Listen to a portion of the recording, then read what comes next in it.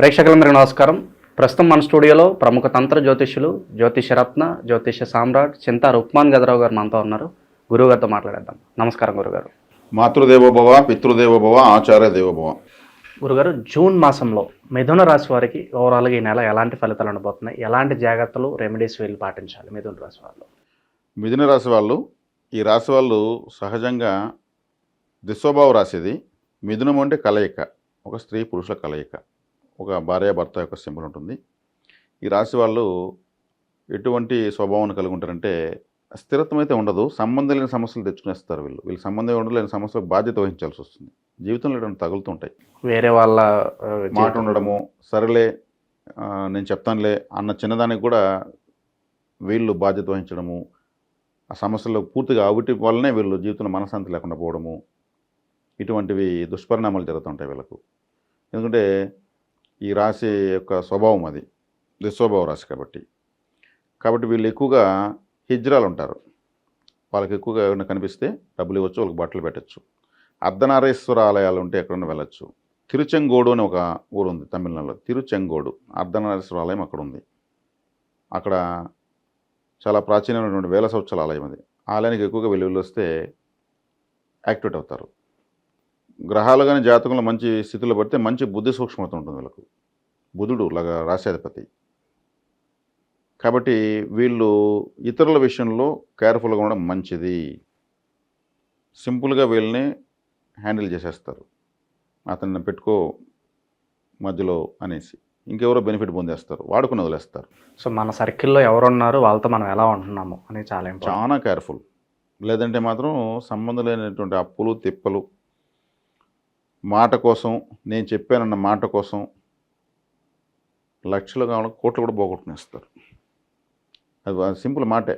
అబద్ధం ఒకటి చెప్తే వీళ్ళు తప్పించుకోవచ్చు, అది చెప్పలేరు. ఆ విషయం వాళ్ళకి తెలుసు. నువ్వు ఇప్పుడు కూడా లేదని చెప్పు, మేము వదిలేస్తామని అంటారు. వీళ్ళు అనలేరు. వీళ్ళు అనలేరని తెలిసి ఆ మాట పెట్టి టార్చర్ పెడుతుంటారు. నువ్వు ఇలేదు, నువ్వు చెప్పలేదు, నువ్వు ఉండలేదు, చూడలేదని చెప్పు, మేము వదిలేస్తాం, పట్టించుకోం, లైఫ్లో మళ్ళీ నీ గురించి మళ్ళీ మేము ఎట్లా అట్టుంటా ఉంటుంటాం. అంత అవసరం నాకు లేదు, నేను ఉన్నది వాస్తవమే, అయితే ఉంటే నువ్వు బాధ్యత వహించు, ఇట్లా తగులుకునేస్తారు. వెరీ సింపుల్గా ఉంటాయి. అంటే అబద్ధం చెప్పలేక నిజాన్ని భరించలేక పోతూ ఉంటారు. అట్లుంటుంది. కాబట్టి కేర్ఫుల్గా ఉండాలని, సమాజంతో కేర్ఫుల్గా ఉండాలి, కమ్యూనికేషన్స్తో చాలా కేర్ఫుల్గా ఉండాలి వీళ్ళు. ఇక ఈ సంవత్సరం తీసుకుంటే ఈ జూన్ మాసం ఈ సంవత్సరం జన్మంలో గురువు, 10వ ఇంట్లో శని, 9వ ఇంట్లో రాహు, 3వ ఇంట్లో కేతు. గ్రహాలన్నీ న్యూట్రల్గా ఉన్నాయని చెప్పొచ్చు. నెగిటివ్గా లేవు, పాజిటివ్గా లేవు. జన్మలో గురువు ఉండడం వల్ల వీళ్ళకు గ్యాస్ట్రిక్ ప్రాబ్లం కంపల్సరీ వస్తుంది. లివరు, జీర్ణాశయము, కొత్త కడుపుల నొప్పి, ఇవన్నీ కంపల్సరీ వస్తాయి. చెస్ట్లో పట్టేయడము, కుట్టు పట్టేయడము, ఏదో ఒకటి ఖచ్చితంగా గ్యాస్ట్రిక్ ప్రాబ్లమ్స్ అయితే వస్తాయి, దానికి ఏం సందేహం లేదు. జన్మలో గురువు మొహమాటాన్ని ఎక్కువ ఇచ్చేస్తాడు, మంచితనాన్ని ఎక్కువ ఇచ్చేస్తాడు. మంచితనం ఎక్కువ, దాని శత్రువు ఇంకోటి లేదు. మంచి వాళ్ళు ఇప్పుడు సమాజానికి పనికిరారు. అంటే చెడ్డవాళ్ళు పనికి వస్తారంటే చెడ్డవాళ్ళు కూడా పనికిరారు. లౌక్యం తెలిసిన వాళ్ళు పనికి వస్తారు. ఎప్పుడు అబద్ధం చెప్పాలి అప్పుడు చెప్పాలి, సేఫ్ జోన్లోకి రావాలి. ఎప్పుడు నిజం చెప్పాలి అప్పుడు చెప్పాలి, సేఫ్ జోన్లోకి రావాలి. ఇది లౌక్యం అంటే. అబద్ధము కాపాడన్న ఎక్కువ సందర్భాల్లో నిజం కాపాడదు. నిజం చెప్పి నిష్ఠూరిపోయినాను అంటూ ఉంటారు. నిజమే ఇప్పుడు చాలా పెద్ద బద్ద శత్రువు. అట్టని అబద్ధాలు చెప్పని నేను ఎంకరేజ్ చేయడం లేదు. సందర్భాన్ని బట్టి ఏది అవసరమో దాన్ని ఉపయోగించగలగాలి. ఆ లౌక్యం ఇప్పుడు ఈ మిథున రాశులకు చాలా అవసరం. లగ్నంలో గురువు, నేను అబద్ధం చెప్పును, నేను నిజాయితీగా ఉంటాను, నాకు నష్టం వచ్చినా పర్వాలేదు, నేను భరిస్తాను, ఈ టైటిల్స్ అంతా ఏం పనిచేయవు, పూర్తిగా పడుకోబెడేస్తాయి. ఓకే. కాబట్టి ఇప్పుడు గ్యాస్ట్రిక్ ప్రాబ్లము, కడుపు సమస్యలు, జీర్ణ సమస్యలు వస్తాయి, మొహమాటం పెరిగిపోతుంది, అదేవిధంగా మంచితనం పెరిగిపోతుంది. కాబట్టి వీటిని కొంచెం సవరించుకుంటే మంచిది. 10వ ఇంట్లో శనేశ్వరుడు ఈ లగ్నానికి, ఈ రాశికి అష్టమాధిపతి, భాగ్యాధిపతి. కాబట్టి ఇతను న్యూట్రల్ ప్లానెట్ 10వ స్థానంలో. కాబట్టి శని నుంచి మనము మంచి ఆశించలేము, చెడు ఆశించలేము. కంఫర్ట్ అన్కంఫర్ట్ తెలుదు, నార్మల్గా పోతుంది. ఒక్కోసారి బస్సు స్లోగా పోదు, స్పీడ్గా పోదు, ప్రయాణం సాగుతూ ఉంటాం. అలా ఉంటుంది చేసే వృత్తి, ఉద్యోగ వ్యాపారాల్లో. ఏదో వెళ్తున్నాము అంటే వెళ్తున్నాం. వ్యాపారం చేస్తుంటాడు ఒక వ్యక్తి మిథున రాశిలో, అతను కొత్త కస్టమర్స్ రారు, పాత కస్టమర్లు పోరు. నాకు ఉండాల్సిన స్టాండర్డ్ నాకుంది, వాళ్ళకు సప్లై చేసుకుంటే చాలా సరుకు, అడిగిన తెచ్చుకుంటే చాలా కూడా 4 అపార్ట్మెంట్లు ఉన్నాయి, వాళ్ళ వరకు సరుకులు తెస్తాను, అంతకుమించి తెచ్చినా నాకు పోదు. ఇటుంటుంది ప్రతి విషయంలో. ఎగ్జాంపుల్గా చెప్తున్నాను. 9 రాహు కాబట్టి తండ్రి సమానులు అంటే పిన తండ్రి పెద్ద తండ్రి గురువు ఇటువంటి వాళ్ళకి అరిష్టం. ఏదైనా తండ్రి సమానులకు హార్ట్ అటాక్ కానీ, లేదంటే క్యాన్సర్ కానీ, ప్రమాదాలు కానీ, ఇతరత్ర అనారోగ్యాలు కానీ, లేదు వ్యాపారం నష్టాలు కానీ వచ్చేదానికి అవకాశాలు ఎక్కువ.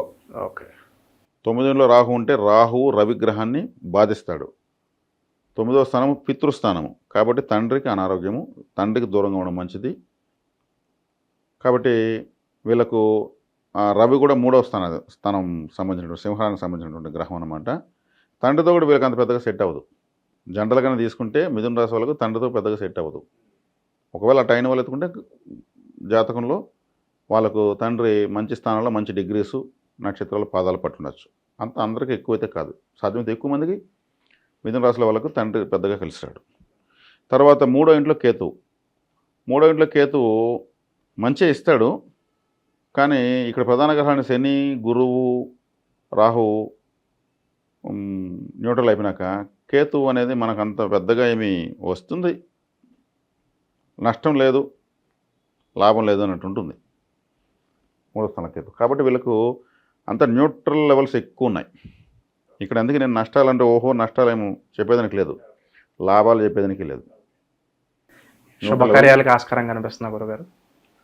శుభకార్యాలకు ఆస్కారము లగ్నంలో గురువు ఉన్నాడు కాబట్టి 7వ స్థానం చూస్తాడు, 5వ స్థానం చూస్తాడు, భాగ్యస్థానం చూస్తాడు. ఈయన చూపు వల్ల బలం కూడా మరి అంత విశేషంగా అయితే కూడా ఏం లేదు. ఈ లగ్నానికి బాధకాధిపతి గురువు, బాధకాధిపతి లగ్నంలో ఉన్నాడు. మొహమాటాన్ని ఇచ్చి నష్టం చేస్తానని చెప్తున్నా కదా. కాబట్టి శుభకార్యాలు ఇచ్చా కూడా అంత అనుకూలంగా అయితే ఏం లేదు మిథున రాశి వాళ్ళకు. వ్యక్తిగత జాతకంలో మంచి దశ నడుస్తూ ఉంటే అది అనుకూల దశ అయితే జరుగుతాయి. సో నాకంటూ గుర్తింపు కావాలి, నాకంటూ పేరు కావాలి, కొత్తగా అవకాశాలు నన్ను వెతుక్కుంటూ రావాలనుకుంటే ఎంత సమయం పట్టొచ్చు అంటారు? ప్రజెంట్ ఎలా ఉంది వీళ్ళ పరిస్థితి? గురువు మారాల, ఒకటి రాహు మారాల. గురు రాహులు మారితే చాలు. గురు రాహులు మారడానికి కొంత టైం ఉంది. కాబట్టి కొత్తదనానికి రాహు అధిపతి. అంటే ఇక్కడ రాహు అనుకూలత ఉన్నా కానీ గురువు బాధకాధిపతిగా అతను చూస్తాడు, అతను ఇవ్వనేడు. కాబట్టి కొంతకాలం వేచి చూస్తే గురు రాహులు మారుతారు. అప్పుడు న్యూట్రల్గా పోతుందండి. వీళ్ళకు శుభం చెప్పేదానికి ఎక్కువగా కనిపించలేదు, అశుభం చెప్తాను కూడా అది కూడా కనిపించలేదు. ఓకే. వైవాహిక జీవితంలో కూడా చిన్న గొడవలు వస్తూ ఉంటాయి, పోతుంటాయి. అంత న్యూట్రల్గా ఉంటుందంటారు? ఏదో న్యూట్రల్గా ఉంటుంది. వీళ్ళకి చెప్పాలంటే బాగానే ఉన్నట్టు చెప్పచ్చు. నష్టం లేదన్నప్పుడు అంత లాభమే కదా. అట్లనే వీళ్ళు తొందరపడి ఏదో చెప్తున్నా కదా, మాటలు ఇవ్వడము, హామీలు ఉండడము వల్లనే నష్టపోతారు. ఓకే. షూరిటీలు, అతిగా మంచితనానికి ఇటువంటి వాటి వల్ల నష్టపోతారు. కాబట్టి ఇప్పుడు గోచారం వీళ్ళనేది ఇబ్బంది పెట్టే విధంగా లేదు. అతను ఓహోని తీసుకెళ్ళి ఎక్కడో కూర్చోబెట్టే పరిస్థితిలో కూడా లేదు. ఒక చెప్పాలంటే సాధారణంగా ఉందని చెప్పచ్చు. దాన్ని మనం వరీగా ఉన్న అవసరం లేదు. సాధారణ ఫలితాలు అయితే ఉన్నాయి. ఈ పరిస్థితి నుంచి కొంచెం ఉన్నత స్థాయికి వెళ్ళాలంటే అడుగులు ఇప్పుడిప్పుడే మొదలు పెట్టాలి. మరి దానికి సంబంధించి ఏదన్నా మంచి రెమెడీస్ ఏమైనా ఉంటే మాకు తెలియజేయండి కూడా. చెప్పాను కదా, అర్ధనారీశ్వర తత్వాన్ని ఆరాధించాలి. హిజ్రాల్ లాంటి వాళ్ళకు సహాయం చేయాలి. వాళ్ళు ఏం 10 రూపాయలు వాళ్ళు ఆశించేది, 20 రూపాయలు నేనేం పోతుంది.